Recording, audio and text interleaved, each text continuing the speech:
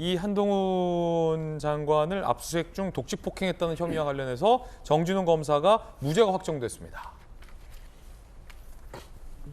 한동훈 법무장관 당시 법무연수원 부원장 독직폭행 혐의 정진웅 연구위원 무죄가 확정됐습니다. 대법원 독직폭행 고의에 대한 검사의 증명이 부족하다라고 본 원심 판단에 잘못이 없다.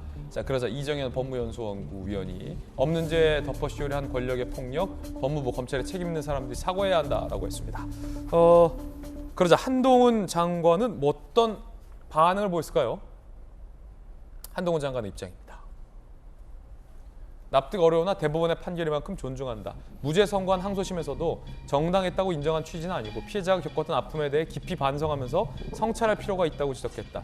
다시는 이런 과오 되풀이하지 않도록 성찰하는 게 정상적 공직자의 자세다라고 이야기를 했습니다. 박성배 변호사님, 요 뭡니까? 이게 그 행동이 정진웅 검사의 행동이 정당한 건 아닌데 대법원 보니까 검찰의 증명이 부족하다. 뭐 이 어떤 얘기예요? 이 사건은 공소사실이 두 가지로 구성되어 있습니다. 네. 우선은 독직폭행, 인신 구속에 관한 사무를 처리하는 검찰이 폭행한 경우를 독직폭행이라고 하는데 형법상 독직폭행과 달리 폭행에 이르러 상해를 입히게 될 경우에는 특가법상 독직폭행 혐의가 추가될 수 있습니다. 이 검찰은 이 사건에서 주의적으로는 특가법상 독직폭행 혐의를 공소사실로 삼고 인정되지 않을 경우 예비적으로 형법상 독직폭행을 공소사실로 삼았습니다. 그런데 1심에서는 한동훈 장관이 이 사건으로 상해를 입었다고 보기는 부족하다고 보고 예비적 공소사실인 형법상 독직폭행만 유죄로 인정했습니다. 그런데 2심에서는 이 예비적 공소사실에 대해서도 무죄를 선고했는데 그 이유가 대법원 판시 내용과 동일합니다. 폭행 자체가 존재했다고 볼 수는 있지만 폭행의 고의, 미필적 고의를 포함한 고의는 존재했다고 보기 어렵다는 이유였습니다.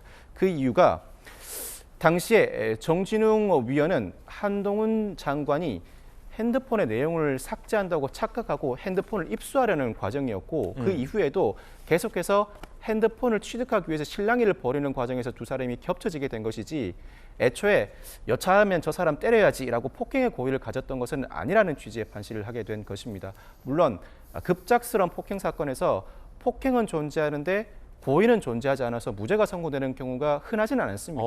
그럼에도 불구하고 이 사건에서는 이와 같은 판시가 나온 이유가 압수수색을 집행하여야 하는 검사의 입장이었었고 내용을 삭제한지 모른다는 착각에 빠질 수 있는 상황이었다.